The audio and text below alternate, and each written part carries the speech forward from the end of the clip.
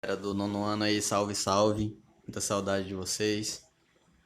Mas estamos vivendo esse período de quarentena porque é uma necessidade para o bem-estar de todos nós e de nossos familiares também, né?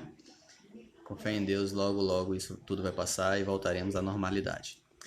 Bom, galera, eu fiz essa videoaula, estou fazendo agora, justamente para a gente tirar algumas dúvidas de alguns assuntos que já foram dados, né? Como conversão de unidades,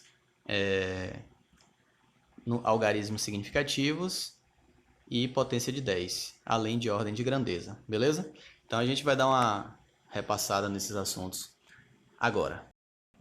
Então vamos lá, vamos ao que interessa. Olha só, gente, vimos em aula as unidades de medidas, né? Há algumas unidades de medida como comprimento, massa, área, volume e tempo. Vimos que existe um sistema padrão mundial, que é o chamado Sistema Internacional. E aí no Sistema Internacional, a grandeza para comprimento é o metro, representado pelo símbolo M. A massa, a unidade é o quilograma, representado por kg. A área é o metro quadrado, representado por m ao quadrado. O volume é o metro cúbico, representado por m ao cubo. E o tempo é dado em segundos, representado por S. Beleza? Então essas são as unidades que nós trabalhamos e que são padrões pelo Sistema Internacional, popularmente conhecido como SI. Beleza? Então vamos lá. A primeira unidade que a gente vai revisar aí é a unidade de comprimento. Então, metro. Como é que a gente faz a conversão entre unidades de comprimento? A gente tem aqui os múltiplos e os submúltiplos, desde quilômetro até milímetro. Beleza, gente? Vimos em sala de aula a conversão utilizando a regra de 3. Então, a gente tinha um valor, né? E a partir desse valor a gente fazia a proporção, ou a regra de 3, e achávamos o resultado. Beleza? Mas existe também essa outra possibilidade de conversão entre unidades de comprimento, que é a tabelinha, né? Então, a gente tem no centro o metro, à esquerda nós temos os múltiplos, quilômetro, hectômetro, decâmetro, e à direita nós temos os submúltiplos, decímetro, centímetro e milímetro. Beleza, gente? O que é que vocês estão percebendo aí pela figura? Dá para perceber que, à medida que a gente pula de casa em casa para a direita, a gente multiplica sempre por 10. Estão percebendo isso? Então, se eu tenho uma grandeza lá que está em quilômetros, por exemplo, 100 quilômetros, e eu quero transformar para hectômetros, é só multiplicar por 10. Então, 100 multiplicado por 10 dá 1000 hectômetros. Então, significa dizer que 100 quilômetros tem 1000 hectômetros. Se a gente passa para decâmetro, multiplica por mais 10. Então, 1000 vezes 10, 10.000. Se passa para metro, então a gente multiplica por mais 10. 10.000 vezes 10, 100.000. E assim por diante. Beleza, gente? Então isso significa dizer que 100 quilômetros tem 100.000 metros. Ok? E assim sucessivamente. Se a gente quiser transformar de quilômetro para milímetro, é só multiplicar 10 por 10 por 10 por 10 por 10 por 10. Certo? Se a gente quiser agora fazer o inverso, multiplicar ou transformar de milímetro para quilômetro, é só dividir. Então, a cada pulo, a cada casa que a gente salta, que a gente pula, a gente vai dividindo por 10. De milímetro para centímetro, divide por 10. De centímetro para decímetro, divide por 10. De decímetro para metro, por 10 e assim por diante. Beleza, gente? Então, é assim que nós fazemos as conversões com essa tabelinha. Beleza. Agora, unidade de área. Perceba que as unidades são as mesmas. A gente tem quilômetro, hectômetro, decâmetro, metro, decímetro, centímetro e milímetro. No entanto, como é uma unidade de área, a gente multiplica largura pelo comprimento. Por isso que tem quadrado em todas as unidades. Então, quilômetro quadrado, hectômetro quadrado, decâmetro quadrado, metro quadrado e assim por diante. Beleza? Agora, como todos estão elevados ao quadrado, a gente, para converter as unidades nesse caso, é só multiplicar por 100. Então, ó, nesse caso, para converter em unidades que estão à direita, ou seja, se você for correndo para a direita, você sempre vai multiplicar por 10 ao quadrado ou 100 a cada pulo realizado. E para converter em unidades que estão à esquerda, ou seja, se você vier de milímetro para centímetro, para decímetro, para metro até quilômetro, você vai dividir por 100 ou 10 ao quadrado. Beleza? Esse 10 ao quadrado, galera, lembrem-se que é o 100 em potência de 10, ok? Não se esqueçam disso. Daqui a pouco a gente revisa a potência de 10. Vamos lá. Então aqui, unidade de volume agora. Mesma coisa da unidade de área e da unidade de comprimento. A diferença é que volume é algo tridimensional. Ele tem largura, comprimento e altura. Por isso que a gente eleva sempre as unidades ao cubo. Vocês percebam que o quilômetro está elevado ao cubo, hectômetro, decâmetro, metro, etc. E ainda seguindo a mesma ideia, para converter em unidades que estão à direita, ou seja, se você sair de quilômetro para milímetro, sempre indo à sua direita, você vai multiplicar agora por 10 ao cubo, ou 1000, a cada pulo feito. Então, de quilômetro para hectômetro, você multiplica por 1000. De hectômetro para decâmetro, você multiplica por 1000. Então, 1 quilômetro tem 1000 hectômetros.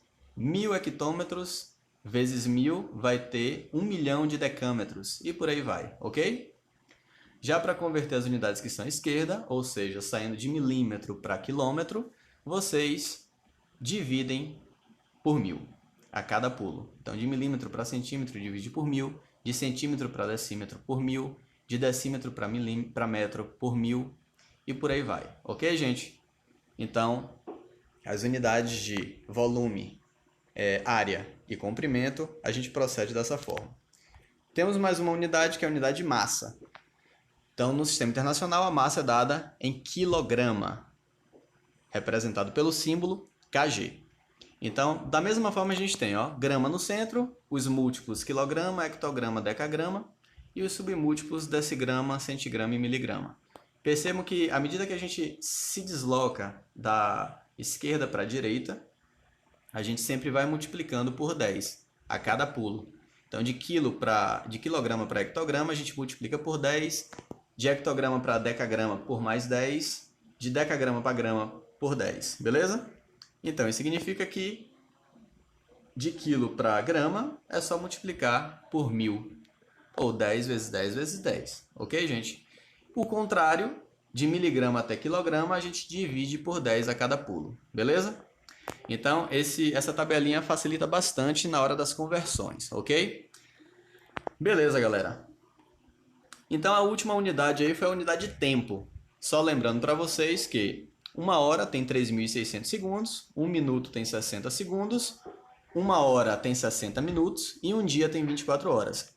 Essas grandezas são muito importantes para a gente fazer as conversões em diversos exercícios, como nós vimos em sala de aula, né? Então, eu passei isso para vocês em sala de aula. Espero que todos tenham anotado no caderno, ok? Agora aqui tem um quadrozinho também que facilita bastante essa tabelinha. Tem hora, minuto e segundo.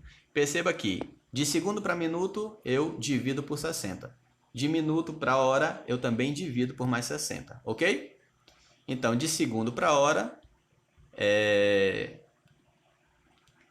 eu posso estar fazendo essas conversões de forma sucessiva.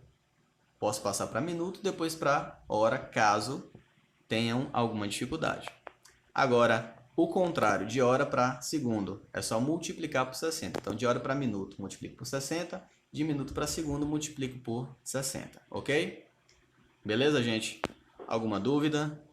Qualquer dúvida, vocês dêem uma olhada no seu livro didático e também no caderno, que já tem tudo isso por lá. Ok? Vamos lá.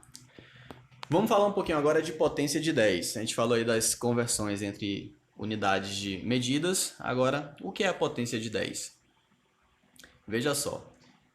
Algebricamente, nós representamos a potência de 10 como um número x que multiplica 10 elevado a n, sendo que esse x é o número que antecede a potência e ele tem que ser maior ou igual a 1 e menor do que 10. Então, essa é a regra que deve ser estabelecida para que tenhamos uma notação científica ou uma potência de 10, beleza? Porque uma potência de 10 também é uma notação. Se a gente for representar isso numericamente, como é que ficaria? Numericamente, podemos representar escolhendo quaisquer números, ficando da seguinte forma: 2 vezes 10 elevado ao cubo. Então, isso aqui é a mesma coisa que o número 2000, certo? 2 vezes 10 elevado ao cubo. Então, isso é potência de 10. ela facilita a escrita de números muito grandes ou muito pequenos, assim como também o cálculo entre esses números, beleza? Vamos lá. Ordem de grandeza. Tinha gente com dificuldade nesse tema e pessoas perguntando o que era a ordem de grandeza, sendo que foi dado em aula também. Não se esqueçam disso, viu, galera? Vamos lá. Como já vimos aí, a potência de 10, ela é expressa da seguinte forma. É todo número do tipo x vezes 10 elevado a n.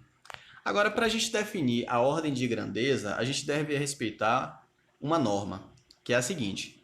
Esse x, se ele for maior ou igual a 3,16, sendo que esse 3,16 é o resultado da raiz de 10, por isso que no livro de vocês está lá, x maior ou igual a raiz de 10.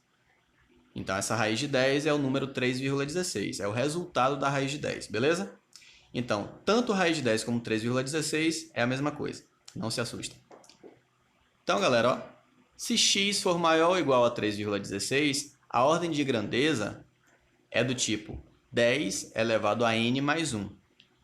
Agora, se x for menor do que 3,16, a ordem de grandeza é do tipo 10 elevado a n. Ah, Elisson, isso está muito difícil, não estou entendendo nada. Vamos lá para a prática, vamos fazer aqui na prática, rapidinho. Olha só, galera, o que é que eu quero dizer? Vamos lá.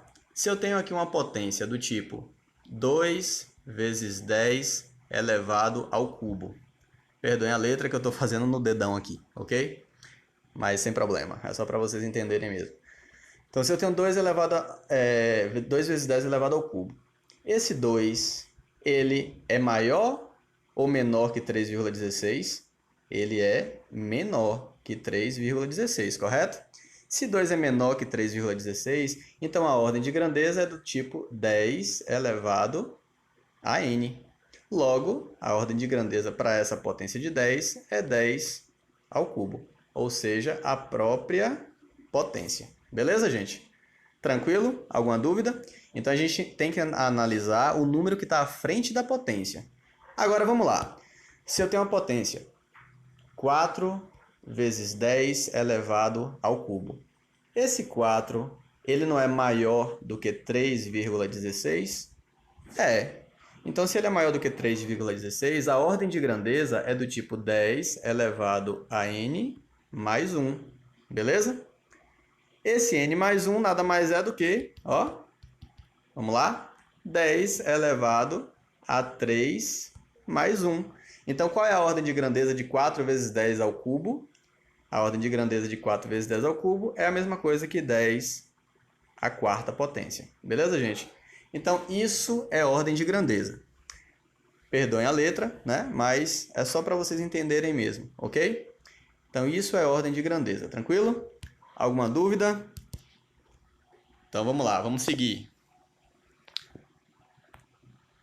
Algarismos significativos. Exemplo 1. Eu tenho o número 9,06. Então, temos 3 algarismos significativos. Por quê, galera? O 9 e o 0, eles são corretos, e o 6 é duvidoso. De cara, eu já digo para vocês que o último número sempre é duvidoso, certo? Então, os primeiros números são algarismos corretos e o último é duvidoso. Sendo que tanto os corretos quanto os duvidosos são algarismos significativos, beleza? Eu botei aqui em vermelho, quero chamar a atenção de vocês, que o primeiro zero à direita, depois de um algarismo significativo, também será significativo. Ou seja, eu tenho 9,0, perceba que eu já tinha um algarismo significativo e tenho um zero à direita desse algarismo significativo. Logo, esse zero será significativo também, beleza? Agora, exemplo 2. Eu tenho aí 0,0034. Temos 2 algarismos significativos. Elisson, não, mas tem aí 5 números. Mas veja só, gente, 0 à esquerda não é significativo, ok? Então, 0 à esquerda não é significativo. Nesse caso aí fica, o 3 é correto e o 4 é duvidoso. Então, a gente tem apenas 2 algarismos significativos nesse exemplo. Tranquilo? Eu queria chamar a atenção também, pessoal, nesse exemplo aqui, ó, nós temos o 0,034, não é isso? Se nós transformarmos isso em potência de 10, como é que vai ficar? Não vai ficar 3,4 vezes 10 elevado a... Aumenta o número, diminui o expoente, correto? 3,4 vezes 10 a menos 2. Olha só, essa potência aqui, ó, não é significativa, beleza? Perceba que nós continuamos apenas com dois números significativos, porque essa potência de 10, ela veio de onde? Dos zeros à esquerda, tranquilo? Então é isso que eu queria mostrar para vocês. Vamos voltar. Vamos lá. Então, para finalizar aqui, gente, ó, quando nós fazemos a multiplicação ou divisão de algarismos significativos, por exemplo, eu tenho 2,31 multiplicado por 1,4. O resultado dessa conta aí é 3,2. Então, o resultado deve ter o número de algarismos significativos do menor fator. Por exemplo, 2,31 tem quantos números depois da vírgula? 2 números, não é isso? E o 1,4 tem apenas 1. Então, o resultado, obrigatoriamente, tem que ser escrito apenas com um número ou um decimal depois da vírgula, certo? Outro exemplo aqui, ó, na soma ou subtração. A gente tem 3,32 mais 3,1, que é igual a 6,47. O resultado deve ter o número de algarismos significativo do menor fator, certo?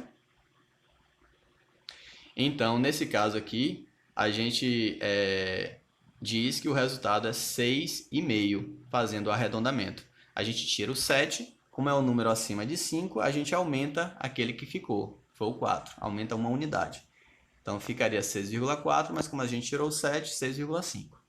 Beleza? Se fosse 6,43, eu tiraria o 3 e ficaria 6,4, porque é abaixo de 5. Beleza? Então, nas regras de arredondamento, a gente deve seguir esse padrão. Ok, galera? Beleza? Então, por hoje é só. Eu acho que ficou um pouquinho grande, mas foi necessário porque tinham alguns assuntos, né? Tinham 3, 4 assuntos aí para a gente revisar. Mas é isso. Eu espero que vocês tenham compreendido a partir de agora. E, aliado a esse vídeo, peguem o seu caderno, peguem o livro e estudem, viu, gente? A quarentena também é para estudo. Valeu, galera! Abraço a todos e até a próxima. Tchau, tchau. Fiquem com Deus.